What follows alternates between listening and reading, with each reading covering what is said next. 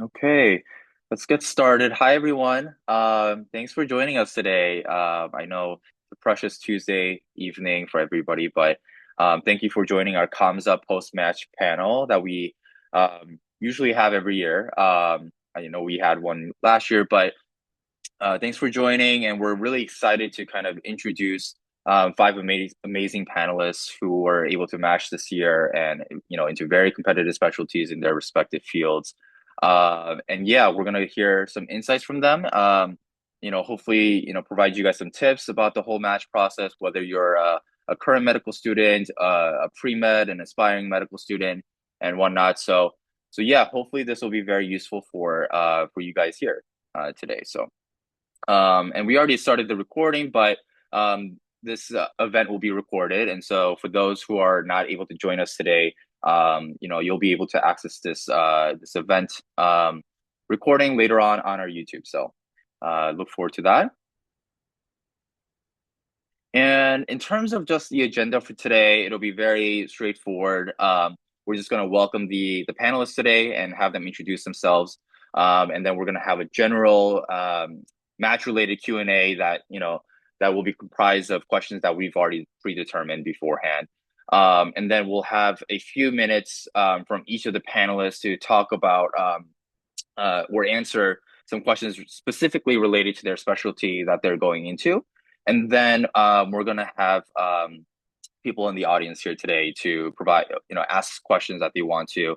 And for that, you can feel free to put your questions in the chat, where I think there's a Q&A kind of feature on the webinar as well. So feel free to do that. Or if you want to ask your question, to the panelists directly, feel free to just put it in chat. Let us know that you want to ask them directly, and then Michelle will promote you to a panelist, and then you can ask your question then, if that makes sense. And at the end, we're gonna have a quick few minutes to do a picture. So feel free to stay on for that. I think we're just gonna take a picture with the panelists and probably the national board members. So once you want to go, feel free to leave as you see fit. So panelists, do you guys have any questions?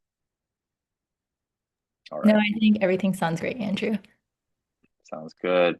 So we're gonna go ahead with the introductions.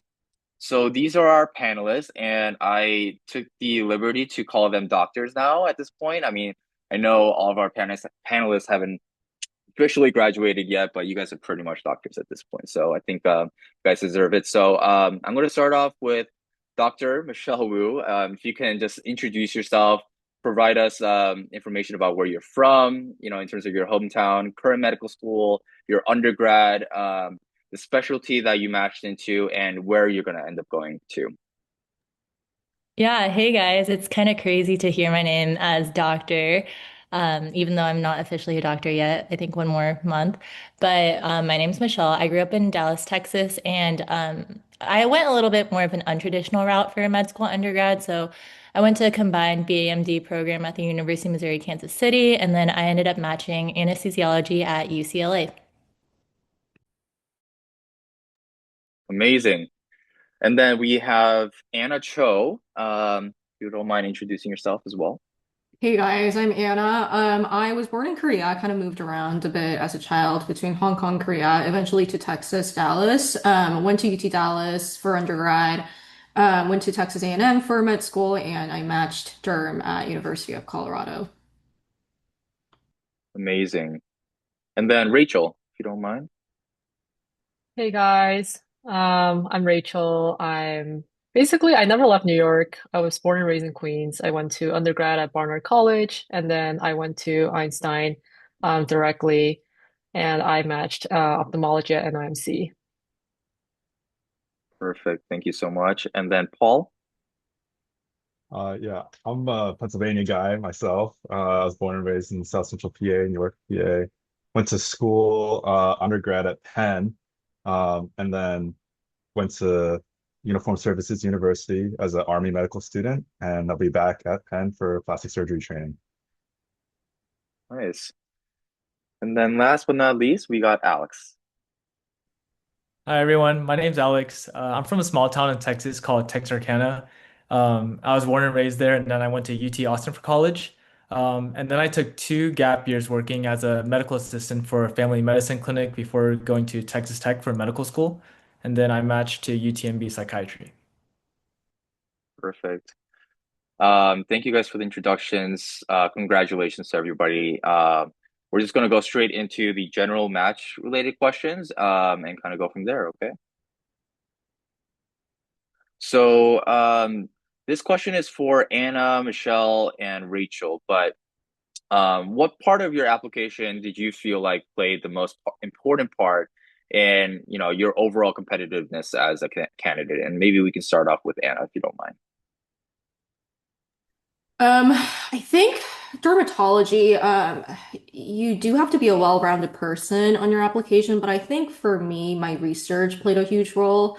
Um, I mean, I was just like involved in a lot of different research projects, and I think that kind of ended up trickling in a lot of like the benefits for me. For example, like good rec letters, just like having that face-to-face value with different attendings. And I think especially for derm, because they know it's like a good work-life balance. A lot of people are attracted to the specialty for superficial reasons. They really care about the story a lot.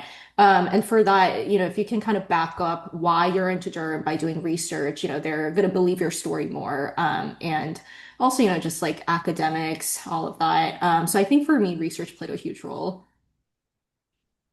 Awesome. Yeah, I know research is really important for dermatology, so that makes perfect sense. Michelle? Yeah, kind of going off what Anna said, even though anesthesia within anesthesia, I don't think research is super important. I actually think I had way more research than was necessary for an anesthesia applicant, but there's one program, it's called FAIR, Foundation of Anesthesia Education and Research. There's a medical student research program that you apply to, it's paid, and if you can get that, it makes you stand out a lot as an applicant. And so I think that was part of the thing in terms of research that made me stand out. And I think other things were just extracurriculars. I think I had pretty strong leadership roles, and that's pretty important within anesthesia because even though people might not really think about this, but you're kind of the leader in the operating room since you control the flow of like you have to maintain and manage the patient and everything. So I had a lot of leadership both at the state and national levels, and I think that helped me stand out a lot. Yeah, absolutely. And for context, Michelle is one of the co-presidents of the KAMSA National, so definitely a big leader in, in our organization. So, and then Rachel, if you don't mind.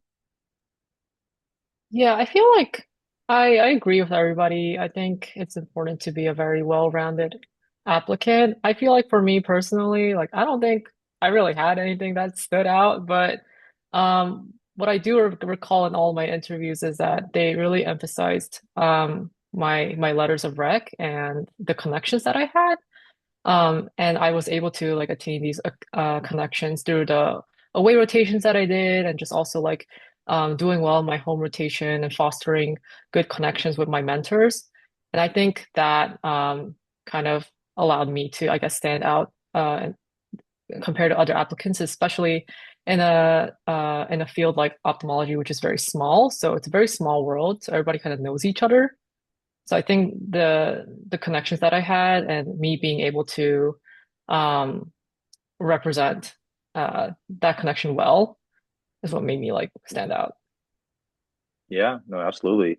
So I think the take home point here is that everybody can stand out in different ways, whether it's you through your network, how well represented you are in your letters, for example, research, leadership. So I think yeah, that's I'm glad I picked you guys for this actually for this question in that sense.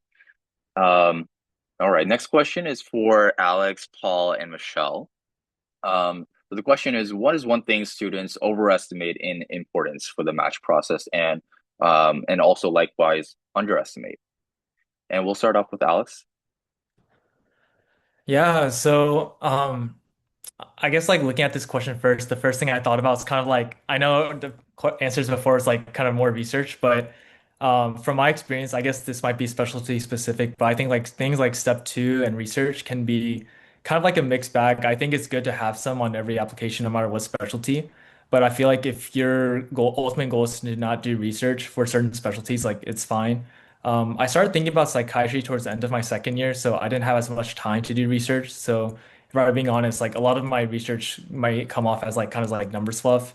But I had like long-term volunteer experiences I kept up with throughout all of med school. Some I did like quality improvement projects, and a lot of them were personally meaningful to me. So I think one thing that's kind of underestimated is probably like just stories or patient interactions, things that like truly like meant to you and how like t says about your character, what you value, what's important to you.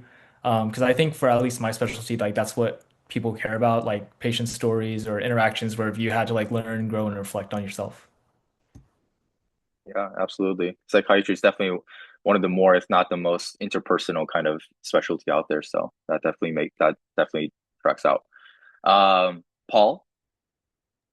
Yeah, I mean, I largely agree with Alex. I mean, for plastic surgery, certainly the research is very, very important, like many other competitive specialties. Um, but I'll just highlight in terms of overestimation of your like board performance is very important, but it's not the thing that's going to make you stand out against your other applicants. It's a kind of a checkbox. So if you're saying I have to get the best board score, I need to get 99th percentile, I need to get 90th percentile or something like that. Um, that that might be a great goal, but it's not going to be the thing that's going to push you over the top. It's not going to make you shine like the time that you're investing into it. It's not going to pay off like that. So I would say yes, do well on your boards, prepare well, take it seriously. It is important. They do look at that, but I would not say this is who I am. That's not who you are. Your sports score is not who you are. And exactly what Alex said, it's about being a well-rounded person, having these meaningful experiences. I think a lot of the times we get so focused on the application itself, what you're putting into ERAS or putting into mods for me for military match. But that's just a piece of paper. And ultimately, what's going to happen after that is you're going to get your interview, right? What are they interested in asking? They're not asking like, oh, like I read your resume and we're very impressed. But that's just a starting point to the conversation about why did you do that? Why did you find it meaningful? And so I mean, I'll always stand on the soapbox that anything that you do, you should understand why it's meaningful to you and have kind of a reason to be doing that. Is it important to you? And if it is, go ahead and pursue that and try to take it as far as you can and gather those stories and take those to your interview. People are going to love that and be able to see who you are. That's critically important. Yeah, that well said, Paul. I think that really hits it hits the right points. I think that's perfect. And then Michelle? Yeah, I 1000% agree with what Alex and Paul have already said. So I think I might take things a little bit of a different approach when it comes to the application. Especially, this might be helpful for any M3s about to be M4s gearing up for application season. This also might be a little bit specialty specific, but at least within anesthesia, an overwhelming response I heard from upper year I guess med students who were now residents within anesthesia and also a couple of my attending mentors is honestly, I didn't think the personal statement was as important with anesthesia, but granted, there were this past year we had specialty specific question short responses as well as signal statements. And I think neurosurgery and plastic surgery also had these specialty specific statements that were new this year. And then I think maybe it was either plastics or neurosurgery as well, also had these signal statements that you had to write. So there's just so much material to read within ERAS that as long as your personal statement was fine, it wasn't egregiously bad, there weren't any grammatical errors. I didn't think it was a make all be all. My personal statement personally was pretty basic. So I think it was overestimated. Like I only talked about why anesthesia and how I came to discover anesthesia with that. And I didn't spend that much time. I think something that's underestimated though within the application, especially if you are applying to a specialty with signals, is like really, really, really thinking about your competitiveness and then assessing like signals, especially for anesthesia, there's two-tiered signals, so gold versus silver.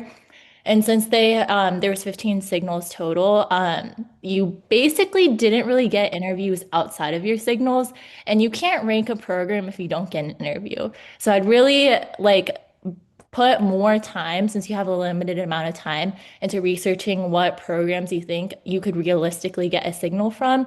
And there's a website called Residency Explorer in which you can look up like the step two average of applicants who get an interview invite for each program.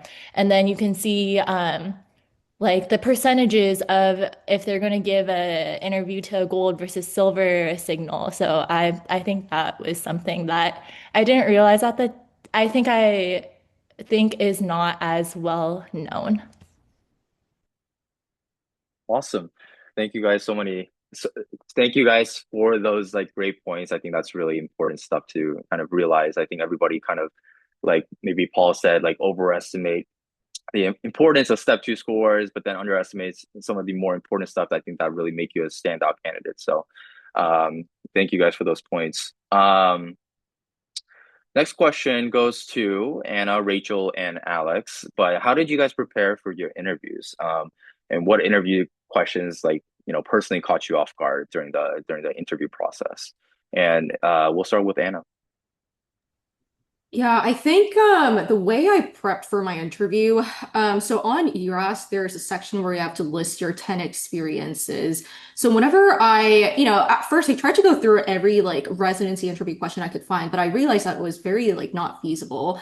So I essentially built my based off of like the ERAS experiences I had, I kind of tried to recall specific examples from those experiences, like whether it was leadership, like patient interactions, challenges I had. So based on the foundation, like I used those 10 experiences as my foundation, and then I kind of just like tweaked my words to, fit the question that they asked in the time. So that was like my general approach. For specific questions, I think there are certain questions that you have to have it down, like tell me about yourself. Like every program's gonna ask you that, right? So have it less than a minute. If you have a 30-second version, great, 1 minute version, great, but have it down. You kind of want to talk about like your personal, background, like where you were born, like how you kind of gone into medicine, like med school experience, and then like why you're here essentially. And then I ended it with like my hobbies as well to make sure, to seem across as like an approachable person as well. And then two other questions that every residency interview is going to ask is number one, what's your ideal residency program? And they're trying to like see, what you're looking for and also like if that residency program is the right fit for you. So you kind of want to start off broad by saying, hey, like these are the qualities I'm looking for, and your program fits these qualities for XYZ reason, right? And then the third specific question that every residency program is going to ask is, what qualities do you bring to the table? What makes you a good resident? And this is where you really want to try to sell yourself. So I think those three questions that you have to have it down for sure, and like Google it, specify it based on the residency interview that you're getting. But then also the foundational questions, just go off of your experiences. Oh, and also the question that caught me off guard. I don't think there was necessarily any question that caught me off guard, but I think some questions that made me think really hard are behavioral questions. Dermatology, they love to ask you some behavioral questions, like some whacked ones, and like some, like common ones as well. I think one of them was just like, let's say you got off call, but yeah, like you're getting called by your co-resident at like 3 in the morning because it's your patient or something like that. And then they kind of ask you like, what would you do in that case, right? And then they would ask you like a follow-up question, like, okay, but let's say like, you couldn't go in like, just behavioral questions like that. I think I wasn't prepared at the time where I was like, oh shoot, like what's the right answer? But I think they were just trying to see you under pressure, how you react. So I think, yeah, that was just like one of those experiences where I was like, oh shit, I need to do a better job next time. For sure. Yeah, that sounds more like they just want to get a sense of like your thinking process. Like, are you like how would you react to that kind of situation? So yeah. Rachel, how about you? Yeah, so how I prepared, yeah, like bouncing off of Anna's statements, you have to know your application to heart. So just for me, I always just like kind of read through all my stuff and knowing how to answer the very common questions like tell me about yourself or like why this specialty. At least for ophthalmology, there's like a Reddit spreadsheet that you can easily find online, and there's like a tab within that spreadsheet where previous applicants like have listed down like all the questions that they've received and people tally up if they've gotten it. So you can track how common a question is. So I kind of just like ran through that, practiced it on my own. I also I had the chance to practice with some of my mentors, which was really helpful, as well as some like upperclassmen or residents who recently matched. So having that time to really practice with other people will really help you catch your flaws and they will correct you on that. For example, for me, I realized that my answers to a question would be like 3 minutes. It would be too long. And so I got that feedback and I was able to correct it and like shorten it down to the key points and only kind of limit myself to a minute or 2 minutes, which is very important. Because in the actual interviews, usually I don't know about other specialties, but for opto, it's kind of like the multiple mini interviews. You only really have like 5 to 15 minutes with each person. So it's important that you're able to answer questions like succinctly. Um, for questions that caught me off guard, sometimes like I got asked really like random questions. I think I was just trying to check my personality, I guess. Like the most random question I got was like, "Oh, what was the most like impactful book you read?" And I kind of panicked because I just didn't remember. Like I remember the last book I read, but not like the most impactful book. So I kind of like panic and I said like I really like the Percy Jackson series. Um, but the person who asked the question was a good sport about it, and then we like talked about our favorite like childhood books. So I think it was just a question to kind of see like your personality, like just to get to know you better. But yeah, sometimes they ask those random curveball questions. But I think that the most important thing, if you get asked those questions, just don't panic. Think of some answer and just be able to reason it out, and they'll be cool with it. Yeah, I'm sure they also know that it's a whack question, so I'm sure they'll be good about, a good sport about it. And also, Rachel, I know you mentioned that residency Reddit list or something. For those who are interested in kind of accessing that, do you have the link to that by any chance accessible to you, or is that? I do have the link. If I can, I can like drop it in. But it's also Yeah, if very you have. easily like searchable. Okay, gotcha. Yeah, Yeah, if you have some time and if you can find the link, that would be. I think sure. some of the people here maybe may appreciate that. So, Hmm. um, and then Alex, what about you? Yeah, just to go off Rachel, I think almost every specialty has their own specialty spreadsheet. Just look up like Reddit Oh, spreadsheet and then type in your specialty, and there's usually one for everything. For psych as well, that was really helpful. For my interview season, so I was actually involved in my own medical school's admissions process for like pre-meds. And so I thought back to that time, like, oh, what was the difference between like the good interviewers versus bad? And I felt like some of the best interviews I had were the ones that really felt like conversational, like their answers weren't scripted. And so that's the kind of approach I tried to have for mine. I think in interviews, when you tend to get nervous, like you would definitely like be prone to speed up your answers. So practice like, saying things like calmly, like be slow, talk slower than you think you need to. Um, so that helped because I feel like a lot of the things it's like not what you say, but how you say it, and it kind of conveys and shows what kind of your personality. Um, Anything, yeah, I think what most people said, like, I would say have like stories or topics in your head to answer, but then not necessarily like have it like word for word written down because that's already so much in your interview going on. Other than that, I would say, mm, yeah, I would say like that's pretty much about it. I think, of course, have an answer ready for tell me about yourself, so an answer for self-care. Look over your application, your research, hobbies if you mentioned to talk about that. And so yeah, I think interview questions that caught me off guard. I feel like Zach would have was gonna be the specialty where you get all the weird questions, but surprisingly, like I didn't have many of them. All my answers were, pretty, or all my interviews are pretty conversational. In my hobbies, I listed like NBA, and my family, or I grew up going to Dallas a lot, so I was a huge fan of the Dallas Mavericks. So it actually came up in multiple interviews where, like, as an icebreaker question, like people would ask me about like the infamous Luka Doncic trade, like how am I doing from that and stuff like that. So I wasn't surprised to get asked that a lot, but I think in ERAS you have 10 experiences, and I did use one of them to like talk about my hobbies more in detail. So I would definitely recommend that. Um, I would say so in psych, some people are really specialized in psychoanalytic therapy training. And so I think I had one guy trying to psychoanalyze me. He was asking me about like, tell me a time you experienced something, something. I forgot what exactly he asked, but I was just kind of caught off guard. Like, don't you want to ask me about my research or something? So, yeah, I think just be around that. There may be faculty who are like really interested in getting to know their potential candidates that way. So, I think that's pretty much it. Yeah, that's yeah, I would have expected more like yeah, weirder questions from psych, but that's I guess that's reassuring for those applying to psych. So and then Anna put in the chat the most random question that she got was would you rather be a gardener or a truck driver and why? So I hope I don't get that question, but yeah, that's what Anna, do you remember what school asked you that by any chance? Yeah, it was my own home program, so I knew the people very well. So I think he was just trying to like, have fun with me. But I told him I was like definitely a truck driver because I cannot like keep my plants alive. But one piece of advice that I also forgot to mention is if you have a lot of research papers, make sure you know them very well.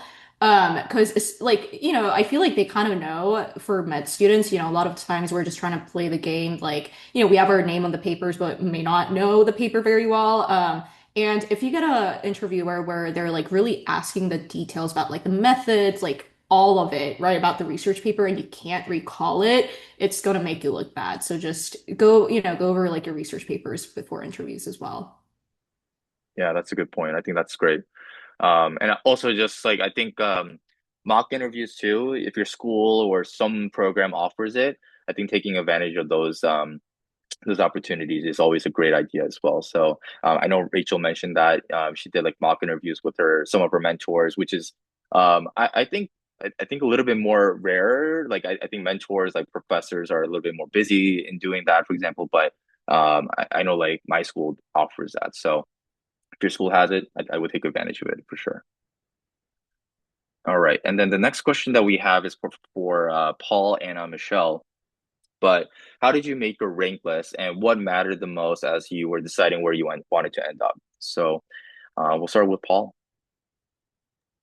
Sure. Yeah, I definitely have a kind of unique approach into the residency application as a medical uh, applicant. Sorry, military medical applicant. So we have our own like set of residencies, and it all happens in December. And so um, for me, in my part, I was then selected for civilian training for plastic surgery. And so then I had to go and apply through ERAS as a civilian. Um, at that point, my like the system was different for me because I was coming from my with my own funding. And so I'll say everything that I say definitely with the caveat, but I can definitely talk about the second question more about why I decided to go to Penn or what led me there. And ultimately it's a simple one, is the training. They have full service plastic surgery there. They have great volume. They have phenomenal attendings that do the kind of surgery that I want to do. And ultimately, the geography was really, really favorable to me. My family's in Pennsylvania. My wife's in Philadelphia. So there's just a lot of reasons to be drawn to that kind of program. And I'm very happy with the ability to make that choice. Yeah, that's great, Paul. And then we actually had an attendee ask specifically for you. So the person is also like Army HPSP Mhm. student, and so they were asking if you did the military match because I know you're just talking about Yeah. that as well. Can you speak on that a little bit for a few minutes? Yeah, I mean it's a military match, so it's kind of your applications can be due in October. Um, I mean, military residency application is very conversational, like Mm, kind of low key, to be honest. Um, that doesn't mean like, some things do get competitive, but the spread of specialties that are competitive versus aren't competitive is different than civilian. For example, like radiology is actually not terribly competitive most years. Like emergency medicine is highly competitive. mm. Um, but the other issue with the military match is there's just like many like there's only a few options basically for where you can go. So if you're Army HPSP, um, there's a list and you can take a look. You'll probably meet most, if not all, of all like the programs. And so you'll be able to take your pick on what you thought was had the best environment. Some programs are more research oriented, some programs are more clinically focused, or try to get their residents to have more autonomy earlier. And you'll pick up on these differences and kind of ask yourself, well, what's most important to me? I think the challenge that you're going to see across the board in the military is the volume. We just don't have the patient populations that these civilian institutes have, and so you may feel like, man, a lot of these programs don't have the kinds of patients I want to treat, and so that's Mm. just a challenge that all of us in the military have to deal with as we're in peacetime. Well, as we are. Yeah, that's a great point. I think that's yeah, a lot of people I think from what I've heard have kind of trouble deciding whether they want to stay in the military or not. And I think that's I think the attendee that asked this question would, love to hear from you again. So actually in that sense, for the panelists, are we okay with sending your email addresses to like all the attendees in case they have questions? Okay, great. Okay, and then Anna, how about you? I think for me, I focused on three main things. So dermatology, some derm residency programs are very small, where they accept like one or two residents per year, and some like the bigger ones are six to seven, and I think like the biggest one's 10. But I kind of wanted like a sweet spot in the middle where I knew I was going to be at like an academic institution, getting a lot of patient exposure, even rare cases, but where I wouldn't be forgotten by attendings. So that was kind of like the size of the program I wanted. In terms of making a rank list, so the next thing I wanted to see was how much Mohs surgery exposure I could get throughout the years. And, as of now, I'm just not sure if I want to do a fellowship, but I know Mohs is like the most competitive one. So I knew that if I wanted to in the future, should be going to an institution where I'm not like shooting myself in the foot from the very beginning. So kind of wanted that good Mohs surgery exposure throughout residency years as well, and also where I could get good patient autonomy. And this it wasn't really a big deal for me, like for cosmetics exposure. I think smaller residency programs, because they have more rotations in like a private practice setting, they may be getting a little bit more cosmetic side, but I didn't really care that much about that. So I was like, you know what? Let me go for like a medium-sized program where I know I'm going to be at an academic institution, where I know I have a lot of like Mohs surgery experience, also attendings from like different, like who trained at different institutions. So there isn't really much group thinking either. And also, lastly, like location was important for me. I wanted a place where I could be happy, just like not only professionally thrive, but personally thrive as well. So that's essentially, kind of like my rank, what I based off of my ranking list. But at the end of the day, I was just like, as long as I match, I'd be grateful. I was like trying not to be picky, but it's like when you submit the rank list, you do end up being picky. Yeah. Yeah, absolutely, absolutely, and you should, right? It's just like you're gonna be there for like the next what 4+ years, so you gotta Yeah. definitely pick that. Yeah, Yeah.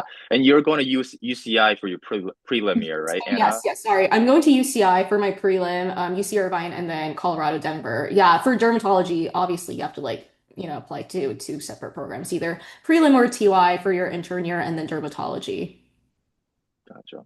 Yeah, great points. Size of the program, patient exposure, definitely need to consider that for sure. So, and what about you, Michelle? Why did you like pick UCLA? How did you rank your list? Yeah, honestly, quite frankly, my like number one most important factor was location, and I honestly didn't apply to programs that were in places that I personally didn't want to live. And you get geographic signals for your ERAS too, unless if they change it down the line.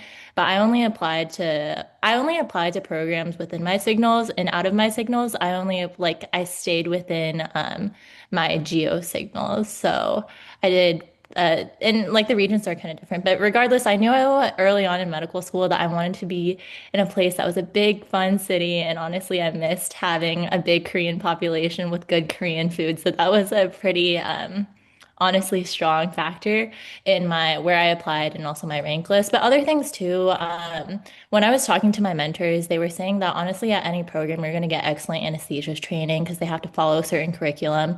So it's kind of what place that you get along with, what place you can be happiest and thrive, both personally and then if you're able to do well personally, you usually can do well professionally as well.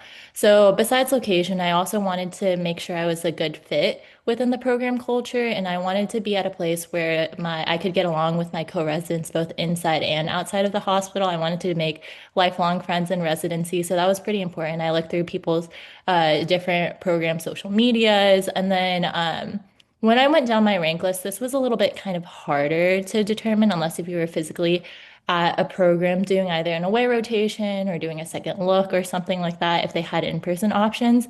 But just even the demographic of the residents, I realized that I didn't really want to be at a program where everyone was already married and had their own children because I didn't think they would want to hang out after we were out of the hospital since they would want to spend time with their own family. So that's kind of a couple of the things that made me um, affect where I applied to and also how I ended up ranking different programs. That's an interesting one. I haven't thought about that, so I definitely will need to think about that for myself as well. Yeah, I didn't realize it at the time until I was at like some aways, and then I realized this was actually kind of. Mm. Yeah, and for context, Michelle is very young. She did the 6 year program at UNKC, so she did college and med school within 6 years. And you're what, 23 right now, Michelle? 24 actually, but 24. Okay, yeah, there you go. But still, yeah, you're younger than most of us. So, yeah, no, that's really good points. Haven't thought about that.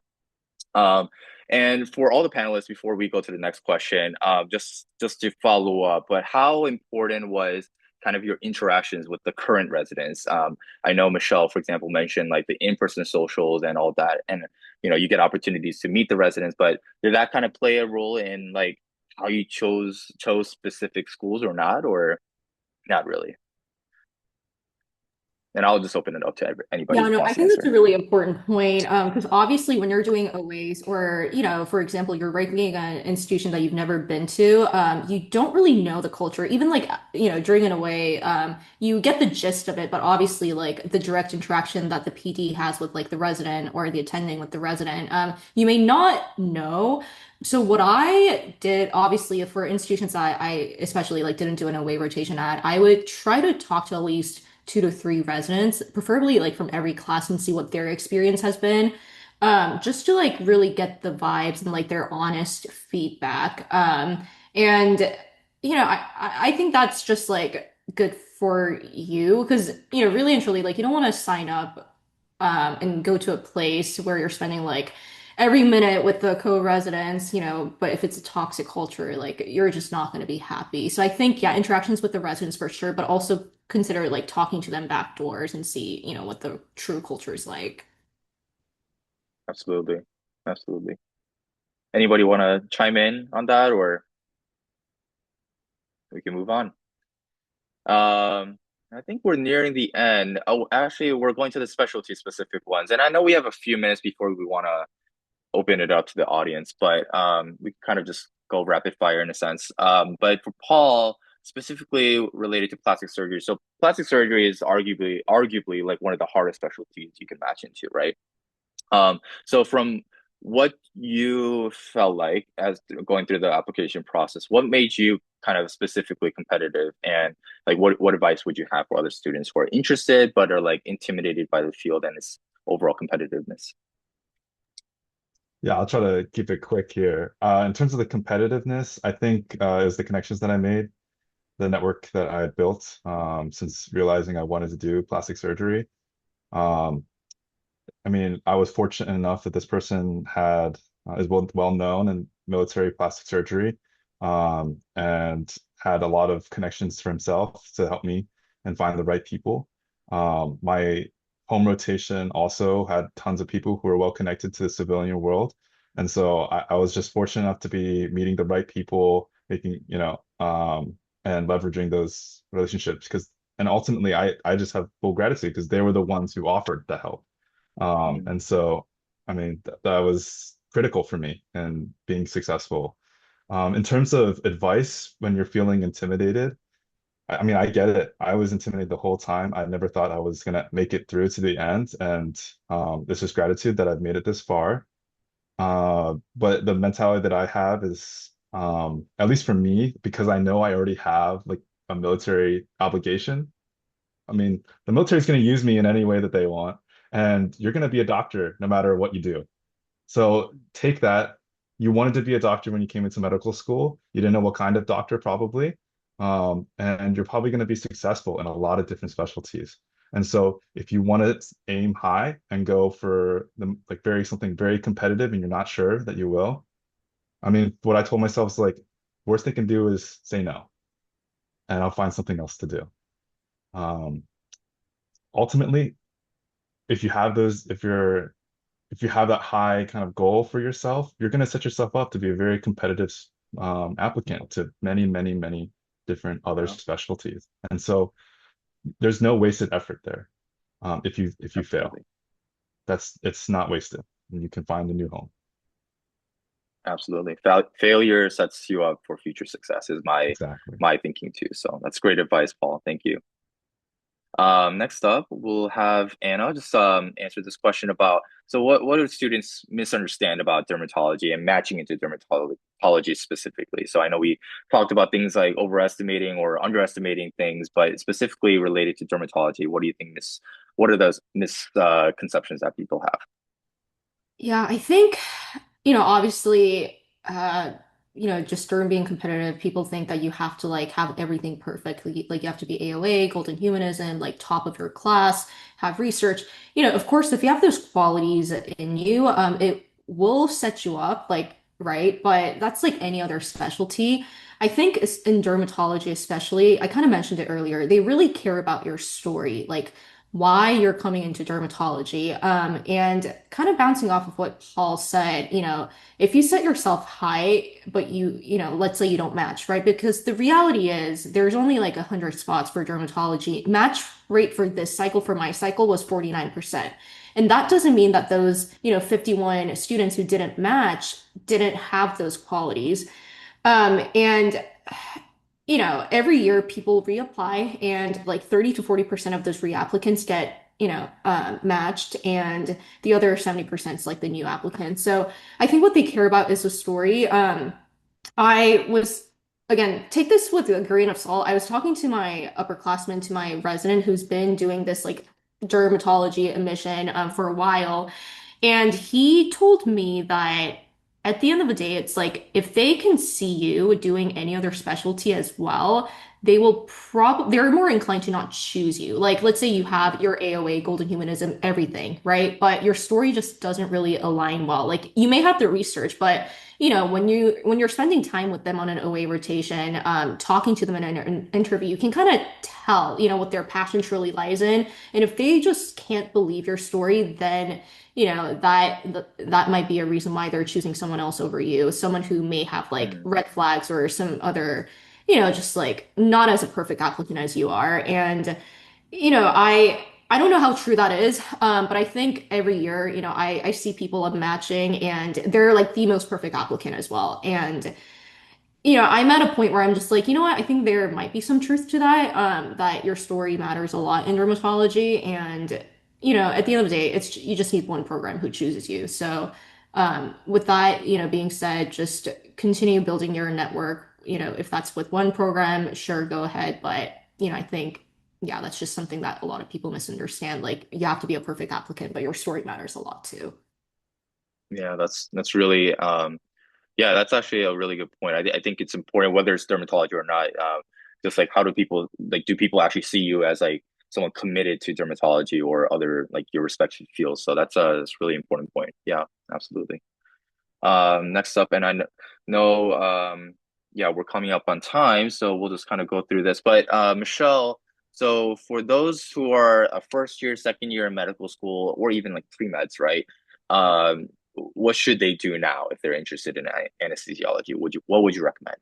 Yeah, number one thing, especially if you know early on, which is great for you, best specialty, I'm biased, but go to the American Society of Anesthesiologists medical student component website, and they have all of the resources that you need. I don't know if a lot of other specialties do this. I was actually really gung-ho about IR before I found the light and discovered anesthesia, but they didn't have anything like this. But it literally is written by med students for med students, how to get involved. And if you know first or second year M1, then you can run and apply to be the medical student component president because only first and second year med students can do that. I found out about anesthesia M3 year, so it's too late for me. But you run, it's kind of scary. You have to give a speech in front of like 100 other med students and then they vote for you. But if you're able to get that or even get any other leadership position early on, I think that really sets you up for success, builds connections, and it really shows that you're committed to the field and that helps you stand out.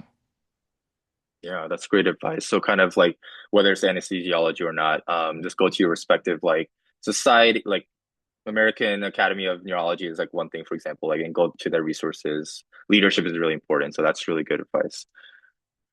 All right. And then for Rachel, what made you choose your institution specifically? So NYMC, and when did you know, like throughout the interview process, like when you're making your rank list, how did you know it was like the right fit for you overall?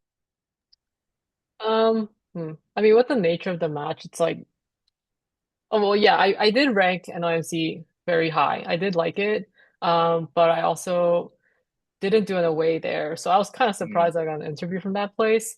But so the only information I had was literally just the interview and I guess their like school website. But from the interview, all my interactions with the residents there and with the faculty members, it was very conversational and they really seemed to like care about their residents and also just their program and the work that they do. Like I didn't like nothing was really, I guess, quote impressive, but nothing really stood out as like a red flag.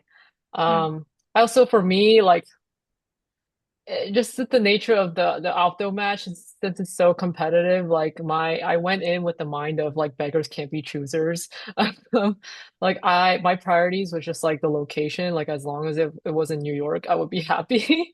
But from like the places I ranked, I did rank NIMC pretty high because um I think of all the other programs, it was an ideal location. I like that it was in like Westchester, not so it's like I get to kind of escape the city for a little bit, but then we also cover the Metropolitan Hospital.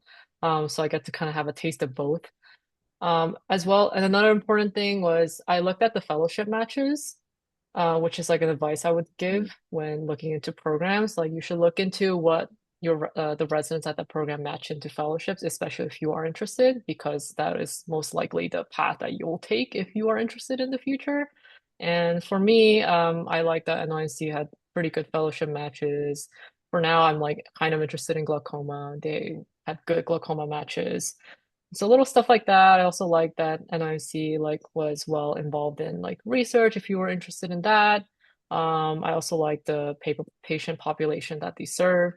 So overall, just a very well-rounded program, which pushed me to rank high.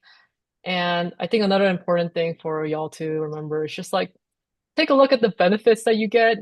I think that's Yeah, also important to consider. But yeah, absolutely. other than that, like I'm hoping that it's the right fit for me.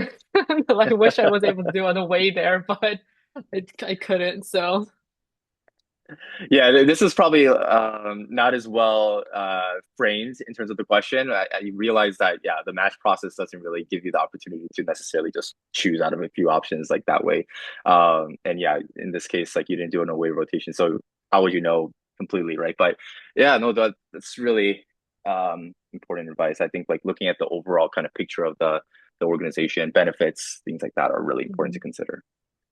And then last but not least, Alex, for psychiatry. So psychiatry has become more competitive, arguably, over the years. But what do you think helped your application specifically, and what qualities do you think embody like a strong future psychiatry resident? Yeah, I've also heard this a lot before my application cycle, and this is like not the best time to hear it, but I think what's been going on, because I think the data shows like the cycle before me, only 8 spots were filled through SOAP. This year it ended up being like 68. So the numbers doesn't reflect otherwise, but I think why this has been going around is because compared to other specialties, like an applicant can kind of assess his or own competitiveness based on their research numbers, their honor clerkships or grades.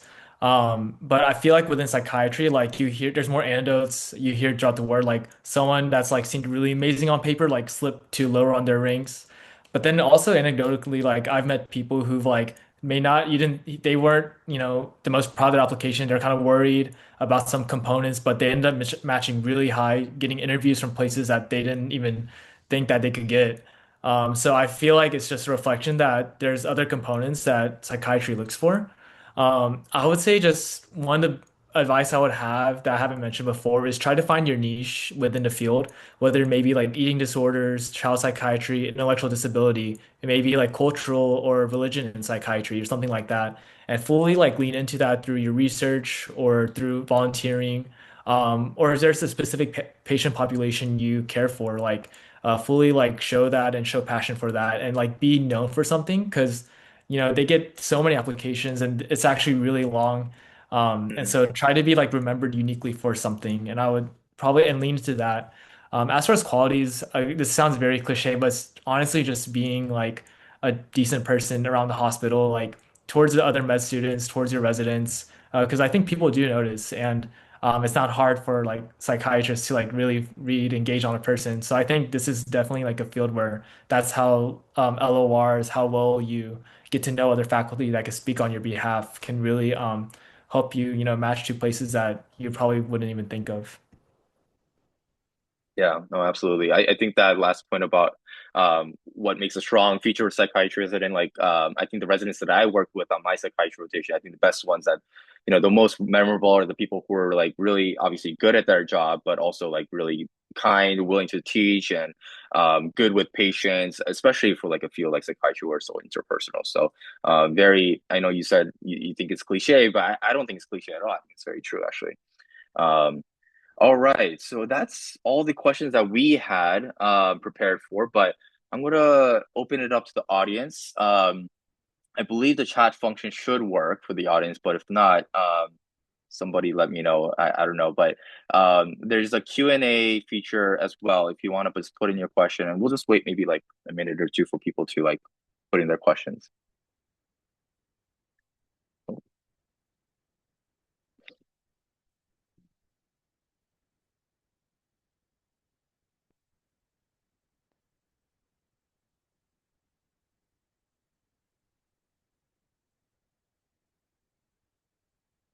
And then Michelle, we're actually, I can just promote everybody in the national board to the panel, so we can take our pictures soon.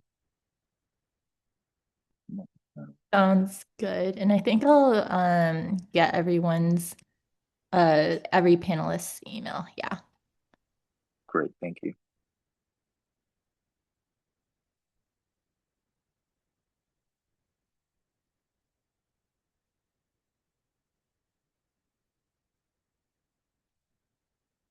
Great.